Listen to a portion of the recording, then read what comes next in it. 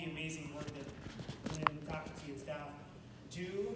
And so usually my writing sessions look a little bit more like this. They're not super productive and super fruitful. I mean, I have published work, but it's spread out over some time now. So I immediately assumed that, she probably meant to send this to Elena Lecker, or John Sperry, or maybe even Robert Watson. But my office mate is Elena, and so I was like, Elena, I think, is this right? And she said, well, you did get the Lynn Writing Fellowship last year. And I said, oh, well, yes, that makes sense. So I thought it is a great opportunity for me to share a little bit about the research that I've done that was supported by the Lynn Writing Fellowship. It's kind of parallel to the Writing Fellowship in the sense that this is a project that I had worked on a while ago, and it utilizes a lot of data that we kind of have to piece together and find. And this was a great opportunity to just be able to share something that was kind of going to be lost anyways.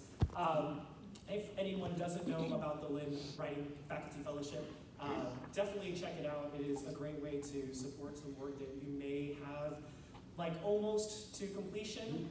The idea of it is not to gather data, but to finish a project that you've been working on. And if it targets some of the Sustainable Development Goals, it's a great opportunity for you to do this Writing Fellowship. So in order to explain a little bit more about the research that I was doing that got supported by the Writing Fellowship, we're going to have to go back in time. A long time ago. That's the wrong intro there. So we do have to go back a while to when I was working at the New York Botanical Garden. And while I was at the New York Botanical Garden, I had the pleasure of working on a couple of different projects. I spent some time in Micronesia, and a lot of the work that we were working on was to try to support the global strategy for plant conservation. And many people think plants are boring. I hear this from my students all the time. I hear this from people all the time. But plants are not the most exciting of things. And I get that, right? They don't really move.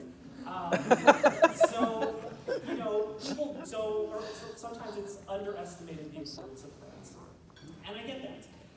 But plants are vital to us and the ecosystems and the world that we live in. And so this presents a little bit of a troubling situation, because while we know that the plants are important, they're often understudied.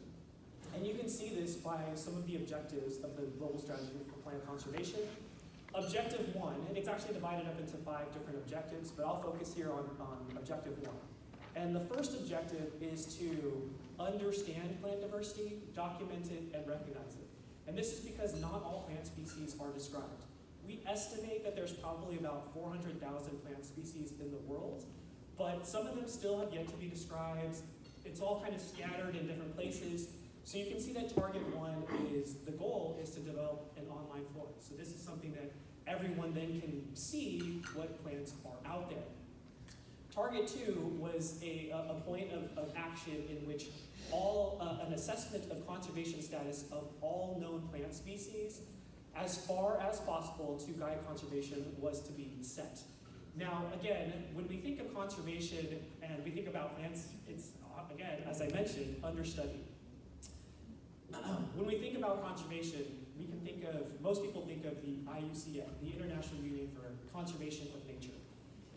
You're probably familiar with this because if you've ever gone to a zoo, you've seen plants being listed as endangered or critically endangered or vulnerable. And that assessment exists for most of the mammals and big, cute, cuddly things that we see. But plants, unfortunately, are not quite evaluated on that same level.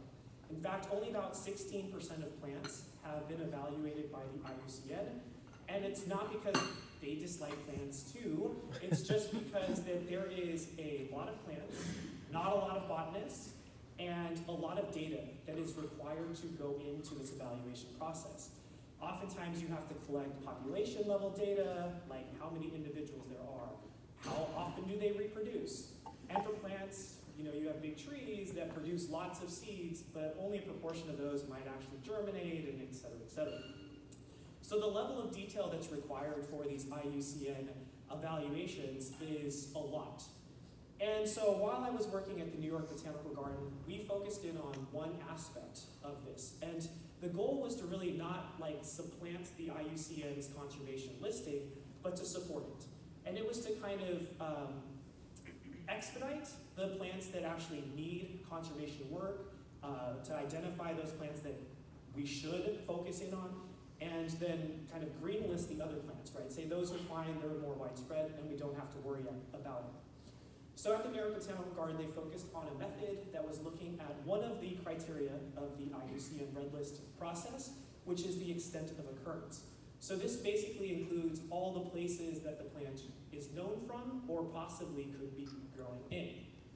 And just to summarize it quickly, if a plant occurs in or has an EOO of less than 100 square kilometers, they would be critically endangered. If a species can be found in less than 5,000 square kilometers, it's endangered, and then anything above, or anything less than 20,000 square kilometers, it would be vulnerable.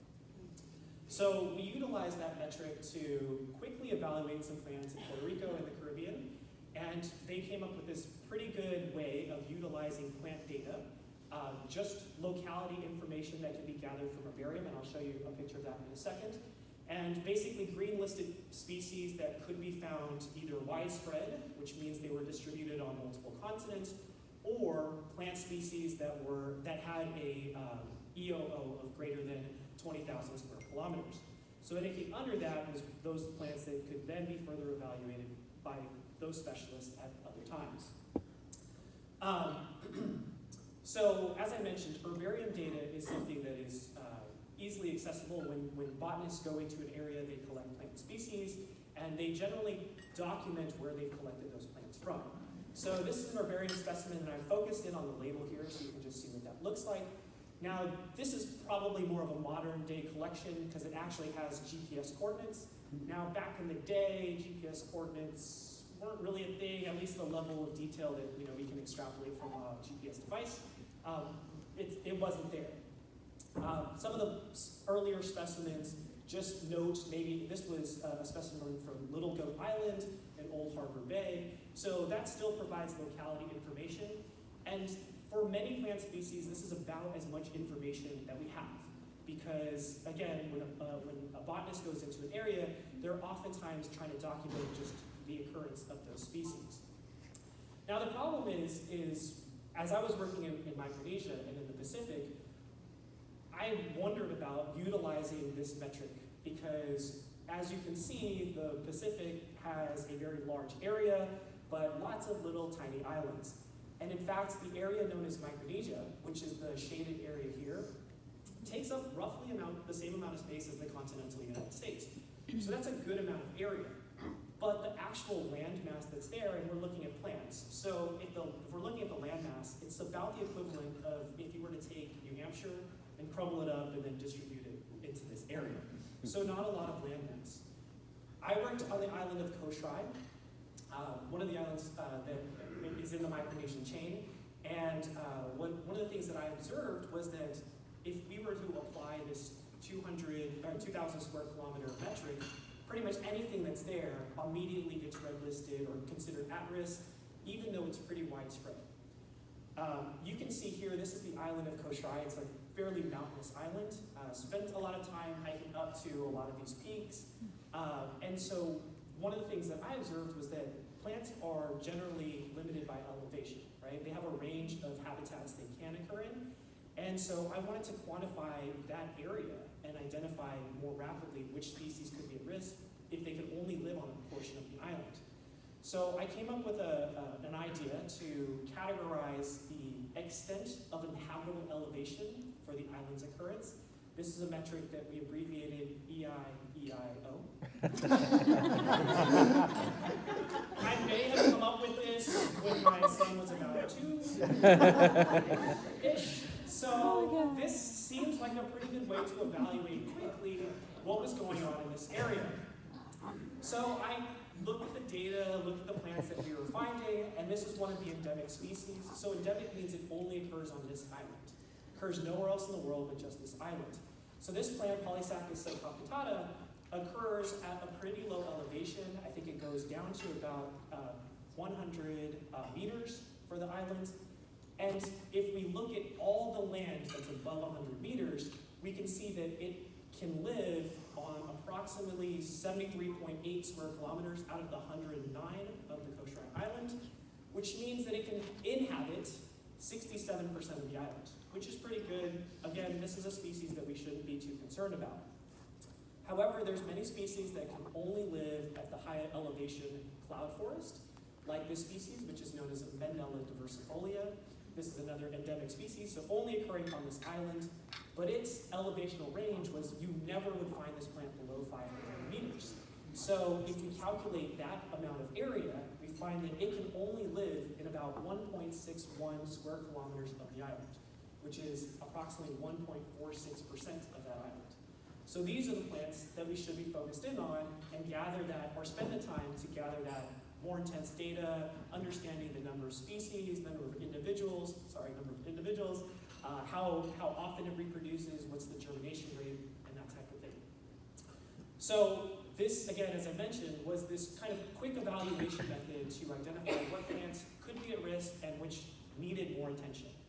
So originally, when I done this work and described it, I actually presented this at a conference once before, and at this conference was a conservation biologist who was also the editor of Biological Conservation. And I presented it to him and chatted with him. He's like, you should submit that to our journal. And I said, okay, that's a great idea. So I did. And this was right around the time where I was leaving the New York Botanical Garden and coming to Wayne University. And unfortunately, it was turned down, not because they didn't like the research, but because it was a little bit beyond the scope of the journal. So the editor recommended that I submit it to Global Ecology and Conservation. And I said, okay, let's try that. And then I looked at the cost of publication, which was about $2,000, and I said, okay, maybe this will sit for a little while. And so that's what happened. And so I kind of sat on this paper for a long time, and then when I heard about the Writing Fellowship and the opportunity to cover some publication costs, I was then able to revise the paper a bit and submit it to Global Ecology and Conservation, where it's in the revision process and being evaluated now. So, if anyone is interested in the Lynn Writing Fellowship, Faculty Fellowship, I definitely encourage you to check it out. It's worth it, especially if you've got some work that is waiting to be published. I do want to thank the people that helped work on this, and especially the Lynn Writing Fellowship for being able to move this